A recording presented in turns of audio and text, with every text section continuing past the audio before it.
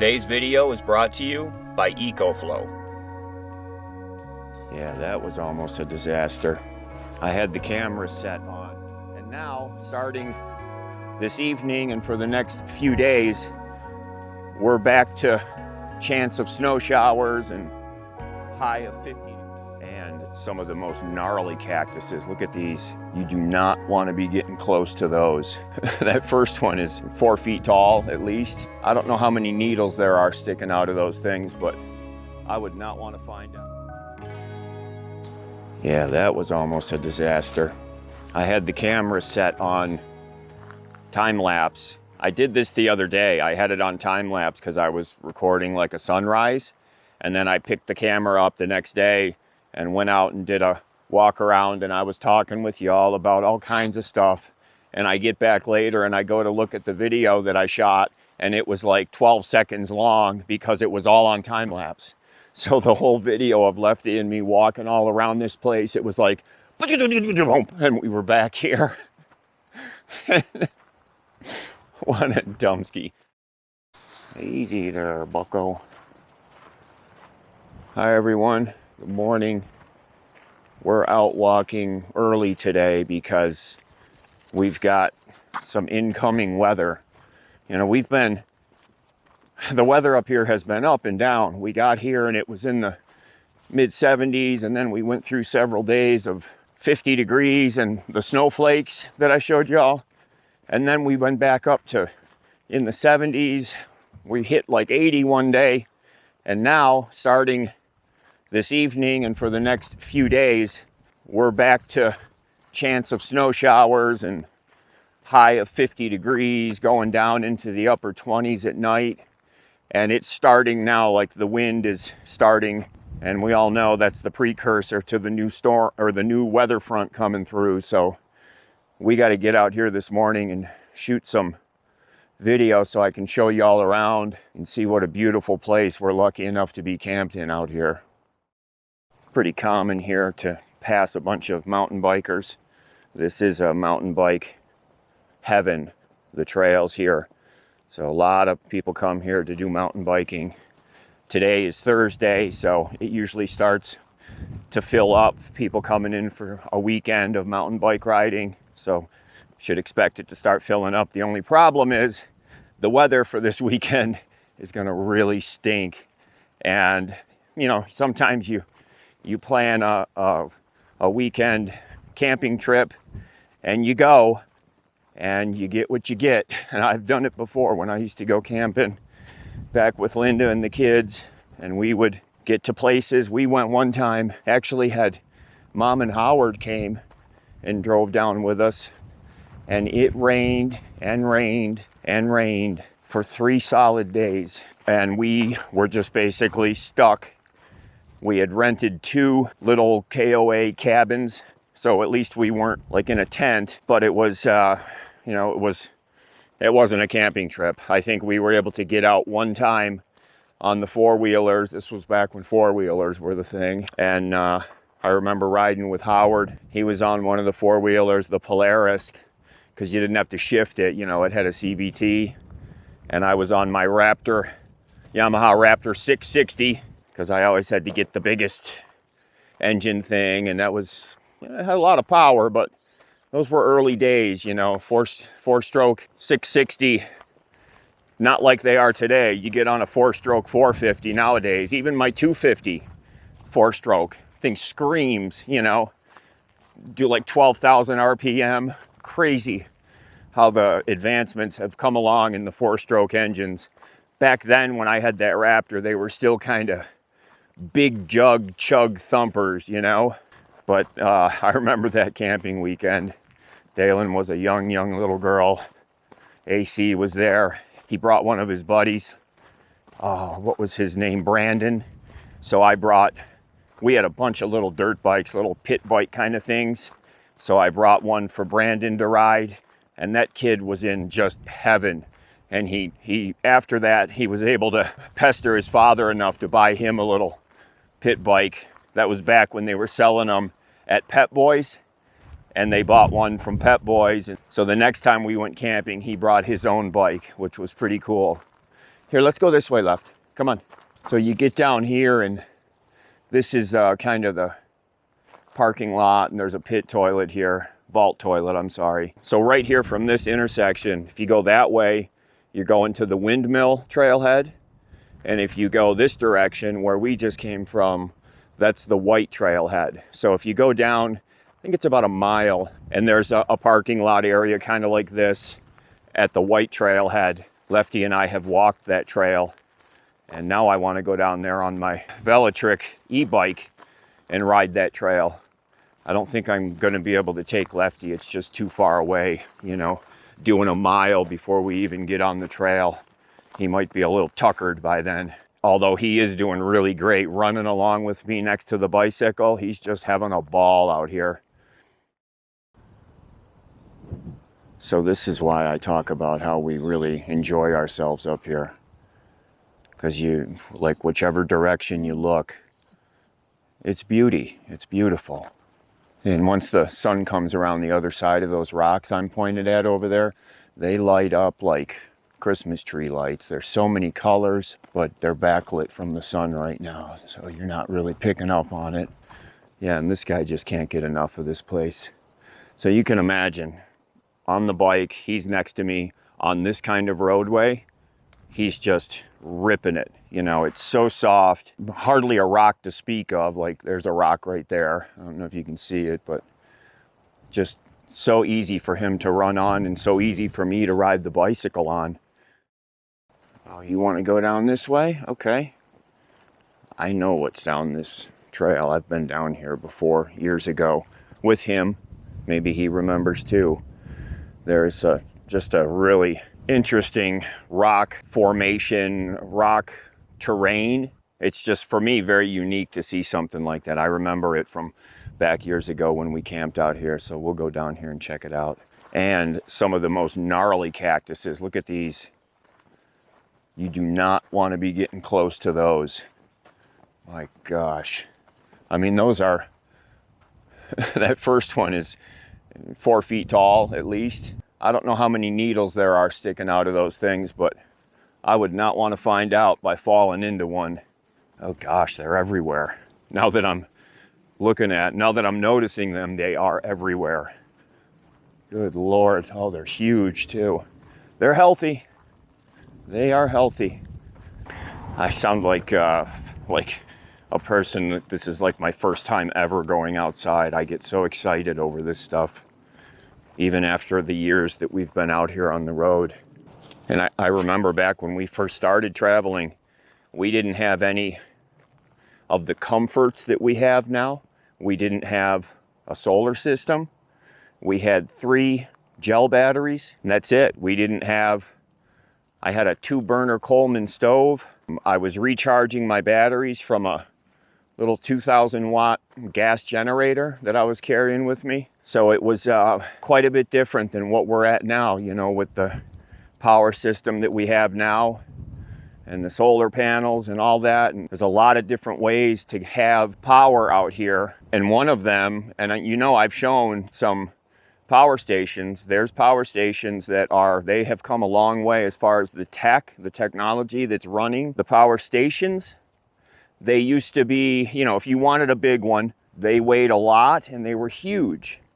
And now with some of the new tech that's coming out, they're able to be smaller, but still give a good amount of power.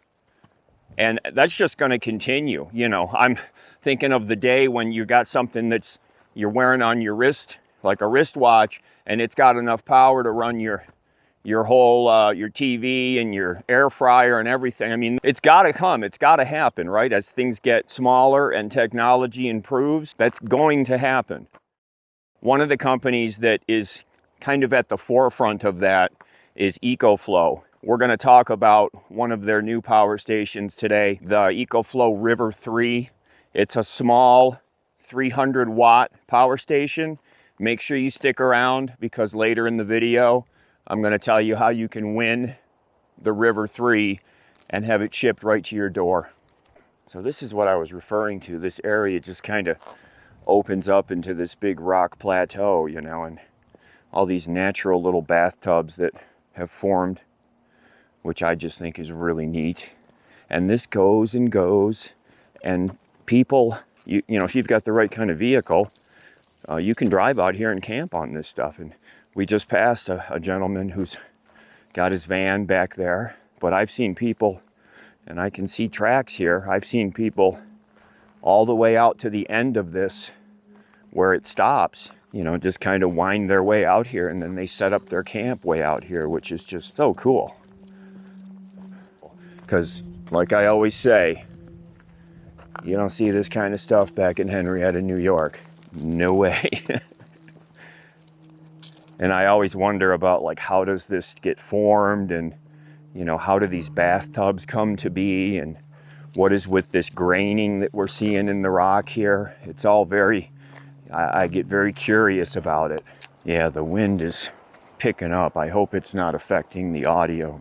So this weather front that's coming in, it looks like we're going to have several days of not great sun to recharge our battery system. You know, we'll get by. We will have enough to continue to power everything that I need, you know, the heater, the air fryer, the fridge, the freezer, all of those things that we need to maintain our lives. We're still going to have enough power to do all that. But we've all seen in the news where there's these disasters that happen where people lose power 100%, and it can be for weeks, months, until they can restore the power. I remember back, I'll never forget this, 1991 in Rochester, New York, where I'm from. I was my first year after college, and we had an ice storm. And you can look it up online. I'll actually put links down in the video description of some articles, news articles that talk about it. It was the ice storm of the century, they call it.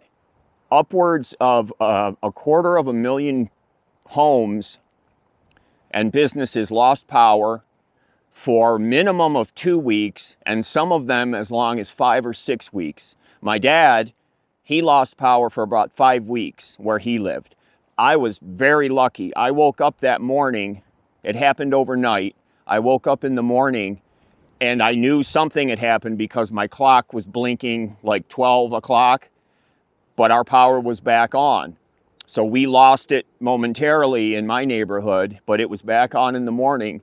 So I got up and I got ready to go to work. And I remember I backed out the driveway and looked down the road, and the road was covered in trees, power pole, you know, telephone poles, just, you know, covered like Armageddon kind of stuff. And I went, what the, because I really didn't know that we had gone through such a vicious storm. I remember putting it back in drive and driving back up the driveway and trying to call my boss at the job I was working, and the phone lines were dead. I couldn't get through to him. And so I just kind of stayed home, and there was no way I could leave my house because the road was blocked in both directions. It was incredible, the amount of destruction that happened from that ice. And it was like that in a huge area. This wasn't just like it hit a couple of neighborhoods. This happened over a large, vast area. A state of emergency was declared. Like I said, my father went 5 weeks. He lived about 8 miles from where I was living at the time. And in his neighborhood, 5 weeks, he went without power. I remember I'd go over there and he had fire in the fireplace. They were sleeping in the room that had the fireplace. It was bad. It was really bad. One of the things that I don't know if it was the county or the state, they brought in these work crews from out of state. And I'll never forget it. They were white and orange. The trucks and all their equipment was white and orange. And these guys came in like an army. They were everywhere. And they were clearing trees, rerunning electrical lines, putting up the power poles, the telephone poles. These crews, if they hadn't come in, you know, obviously they were hired and brought in, but they were everywhere, literally like an army. You would see them, they would be lined up like in a parking lot somewhere, like probably getting their orders for the day. their assignments, and there would be hundreds of them just lined up, all these bucket trucks. It was a massive company. It was like a Halliburton size company, you know, it might have been. I think their company is, the colors are red though.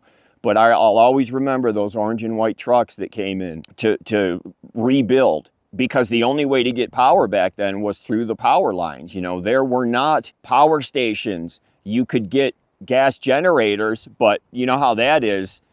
They sold out like immediately, and those gas generators, you know, they can only run so much.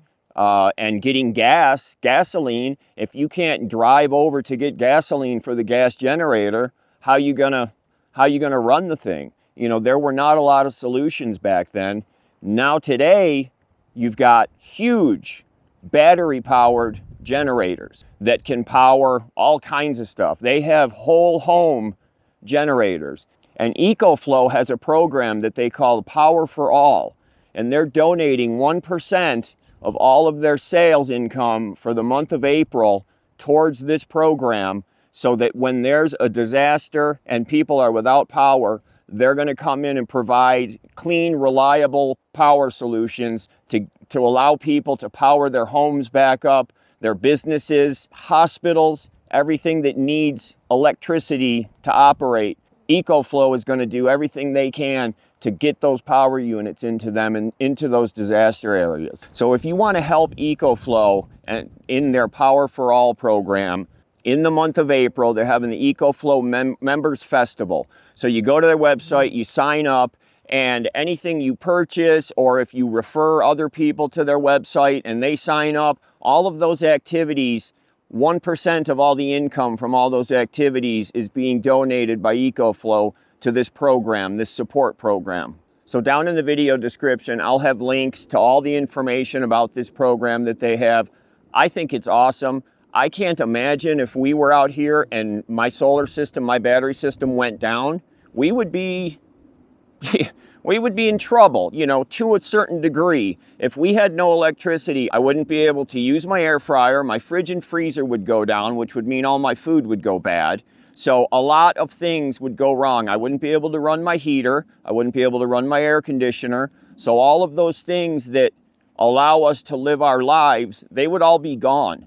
And can you imagine if that happened, but it was happening to everyone in the area, like not just you? You know, if I go down, I can go over to my friends and say, hey, can I borrow your so-and-so that's got power, or can I cook something over here using your air fryer? And sure, you know, they would let me. But imagine if the entire area was all without power. That would be devastating.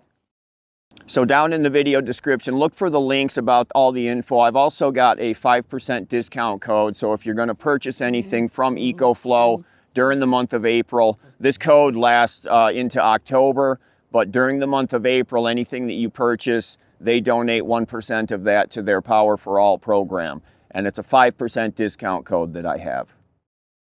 So earlier in the video, I mentioned the River 3, one of their newest power stations. We're going to get back to camp and I'm going to show you the River 3, and you can see how one of you can be the winner. So let's get back to camp and we'll take a look at that. You ready to go back and get some breakfast? Huh? You want to go get some dinners? Okay. Okay. All right, I'm going to get him some breakfast, and then we're going to pull out the Ecoflow River 3 and take a look at it, and I'll show you how to enter to see if you can win it. Give me a minute. Let me feed him.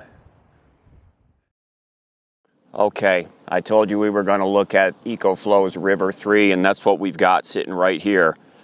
You know, earlier I was telling the story about how we had that ice storm and I lost power momentarily in my house, and I knew it because the clock was flashing. You know, you remember the little nightstand clocks that we had back in the day? Doesn't this remind you? That's the size of this thing. When I just opened the box, to be honest, I was a little bit shocked at just how small this is for the amount of power that it puts out. This thing is very small. It's just under 8 pounds, 7.8 pounds.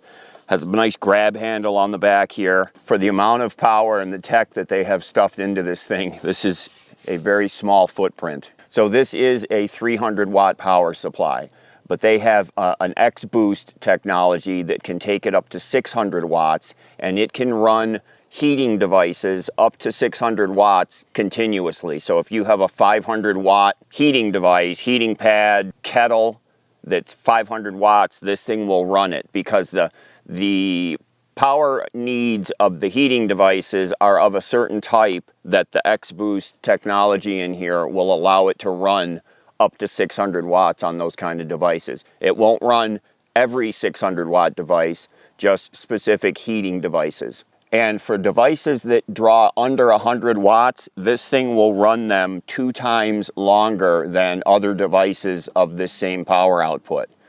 Again, because of the tech that they have inside of this. So if you have a 50 watt draw, like a television, this thing will run it 2 times longer than other devices that are 300 watt devices. And I talked about how small this is. It's actually 30% smaller than other 300 watt devices than the industry standard. So it's 2/3 the size of a normal 300 watt output device. So how does it do this? Well, this is using GaN, gallium nitride transistors.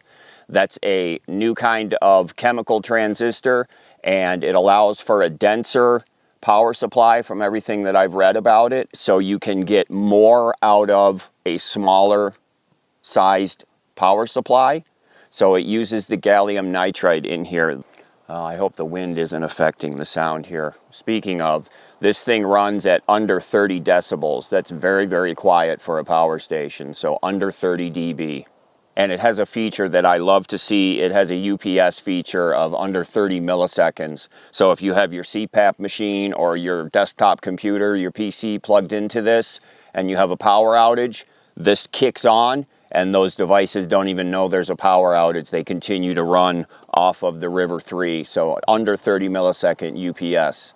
So if you've got a River 3 and you're getting ready for your camping trip, oh no, I forgot to charge it up, you can plug it into the wall, AC charging from 0 to 100% in 1 hour.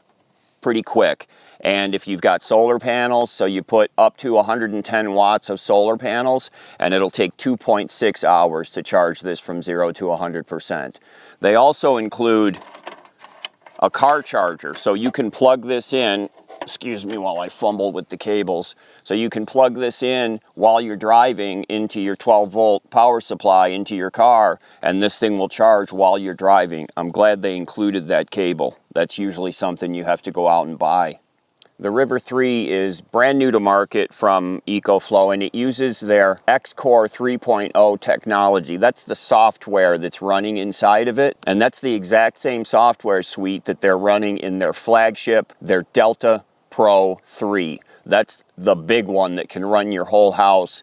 This little guy is using the exact same software to run it. So you have 6 power outputs on the River 3, your 12-volt cigarette lighter style adapter, 2 USB-A's, a 100-watt USB-C, and then 2 AC outlets. One of them is a 3-pole, the other is a 2-pole. Then on the side, this is where you have your inputs. So you've got your regular AC input here, your wall cable, and then right here is your power pole, Anderson connection. So this car charging cable that they supply, or if you've got solar panels, you put an adapter cable that they have available, and that's where that would plug in also. So your solar panels would also hit that port right there. As far as functionality, form and function, this thing is awesome. It's very easy to move around, very small footprint for the amount of power that this is outputting. It will run, again, under 100 watt devices 2 times longer than a normal 300 watt power supply. So there's a lot of juice packed into this little guy because of the tech that they're running inside of it. Down in the video description, you're going to find links to the River 3. You're going to see my 5% off discount code, which is good in through October. You're going to find links to Ecoflow's Power for All program. That runs through the month of April. So if you want to get involved with that and help Ecoflow support areas that are devastated by natural or man-made disasters, the month of April is the time to do it. So jump over there, check out the links. All the information will be down in the video description. So I said that we're going to give this away to one of you, and here's how you're going to enter. Down in the comments to this video, put the word Ecoflow, ECOFLOW, all one word. We're going to do a drawing on May 16th, and then on May 17th, I'm going to post a video with the winner. Remember, I never contact you through the comments to tell you you've won. If you get any kind of reply to your comment saying that you're a winner, even if it looks like it's from me with my logo, it's not me. I only announce the winner in the video on May 17th. So come back on May 17th, watch the video to see if you've won. Thank you, Ecoflow, for letting us get a look at this new gear. Make sure you look down in the video description for the links to the Power for All program that Ecoflow has developed. It runs through the month of April, so if you want to get involved with that program, you're going to need to do it now before the month comes to an end, and all the information will be at those links down in the video description. So make sure that you take a look at that. I think Ecoflow is doing a great thing by providing power to people in need, whether it's a man-made or a natural disaster. Some of these areas have been devastated and they're without power, they're without connectivity. Ecoflow's getting in there with reliable, clean power units that they can use to get back up and running. I think that's just awesome. So thank you, Ecoflow, for doing that. Thank you for letting us get our hands on this new piece of gear. Let's get back to the video. Oh dear. Yeah, it's here. We got a couple of sprinkles.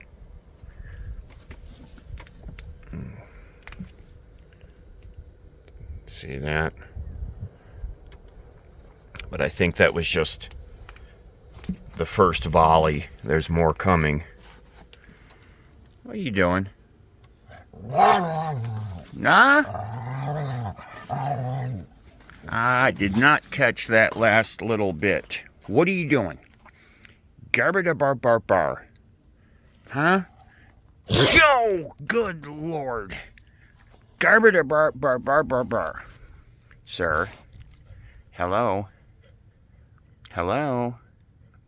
What are you doing? What?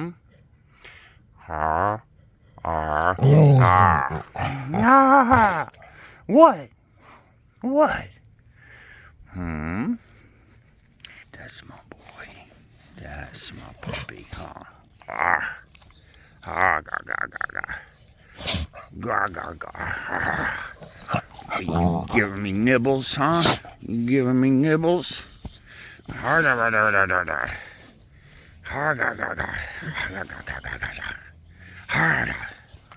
that's my boy. It hurts so bad. Stop with the nibbles. I can't take it anymore. I gotta go work on the computer, okay? Don't be mad at me. I'm gonna be on the computer for pretty much the whole day today, buddy. Okay? I know. I'm sorry. I'm sorry. Okay. That's my puppy. Okay. Enjoy yourself. I've got to thank my friend Mars for fixing this. The other day, Bobby and I headed into town, and we were like halfway up the dirt road, and I realized that I didn't remove the windshield cover from the rig. And Lefty likes to sit and look outside when we're not here. And when he's covered up, when the windows are covered up, I think he kind of goes a little nutso in there. So I called Mars, who was still back here at camp, and I said, hey, can you do me a favor and run over and pull the windshield cover off of the rig for me? And he's like, yeah, no problem. And so when he did, he noticed that this corner strap that hooks over the corner of the door, that this one had started to tear pretty badly. I mean, it was an ongoing issue, and I knew eventually it was going to have to get repaired. And he took it and he did an awesome sew job on this.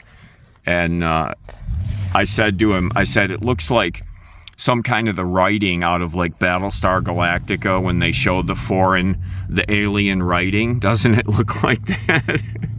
And he laughed and he's like, that's exactly the same thing I thought about it. So he did a really good job stitching this thing up. So I got to thank him. So Mars, thank you for doing that for me. And it was a great surprise to find when we came back to camp. That was awesome. Oh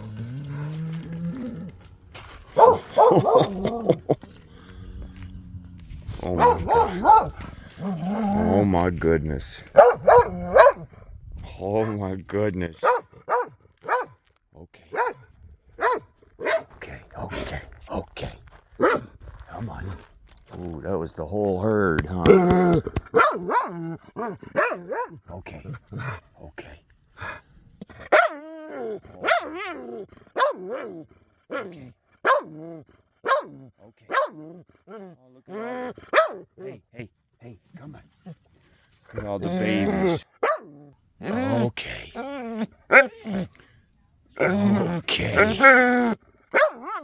Oh, I know. It's okay. That was the whole herd. I did want to give you all a quick update on AC. So the first round of chemo that he went through showed positive results. The mass shrunk, I don't know by how much, and also his brain swelling went down. So I found out that the mass is in his brain stem, and so it has affected his motor functions pretty dramatically. He's not really able to talk. He can't, get up and walk. He's in the hospital, obviously, still. They have a trach tube because he was losing the ability to swallow. So because it's in the brain stem, you can imagine it's affecting so many things with swelling and putting pressure on all of the connections and signals that go through the brainstem, basically everything. There were positive results from the first round, so they did a second round, and right now we're waiting on the results. I just spoke with Linda yesterday. She said, no, we're still waiting. They like to wait 2 weeks to get the results, so we're just in the waiting mode right now. I talked to Dalen, and she said that AC's mood, he's like, joking, and that his mood is really good for the condition, the situation that he's in. And that's great to hear. I've sent him some text messages. He has his phone there. That's what I know at this point. Thank you all so much for all of the prayers and the well-wishing for him, because all of that helps. And he needs every bit of help and support and strength from all of us to get through this. He's otherwise a healthy young man, which that plays in his favor for fighting this.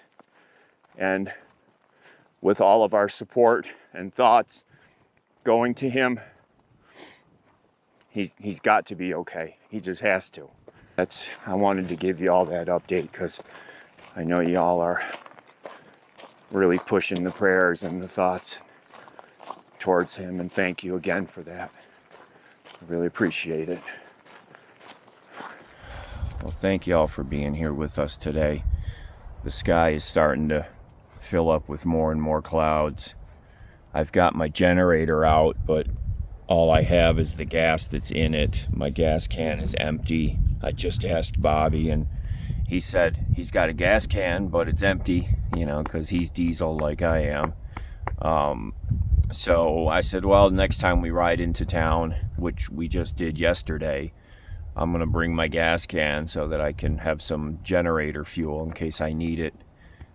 We're getting some charging today. The sun's popping in and out, but it's only going to get thicker clouds, and it's supposed to be like this for the next few days. So it would be smart if I had gas for the generator, just in case I need it. But so again, thank you all for all the well wishes for AC, and let's all keep thinking about him and for his recovery. and that the treatments are going to help him. It's all I think about is that the treatments are going to help. And Dalen, if you're watching this, sweetheart, he's going to get better. He's going to be all fine. They're taking care of him over there at Strong Hospital. So everyone take care, be safe, and we'll see y'all again really soon. Right, puppy? Oh. Hey, say goodbye to the folks, okay? There you go.